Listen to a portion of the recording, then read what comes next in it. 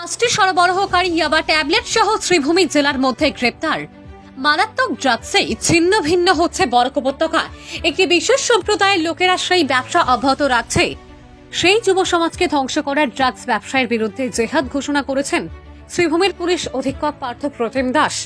পুলিশের অভিযান থেকে আটক হওয়া 5টি সরবরাহকারী ইয়াবা ট্যাবলেট সহ প্রায় 1 কোটি টাকা মূল্যের ইয়াবা ট্যাবলেট শ্রীভূমি জেলার বদরপুরের অ্যাংলার বাজার থেকে গোপন সূত্রের মাধ্যমে উদ্ধার করে শ্রীভূমি জেলার পুলিশ অধীক্ষক পার্থ প্রতিম দাসের নেতৃত্বে সংলগ্ন রাজ্যে মিজোরামের চম্পাই জেলার AS01 FL 7370 নামক একটি অটোর মাধ্যমে 5000 ইয়াবা ট্যাবলেট শ্রীভূমি জেলায় পরিবেশন করা হচ্ছিল।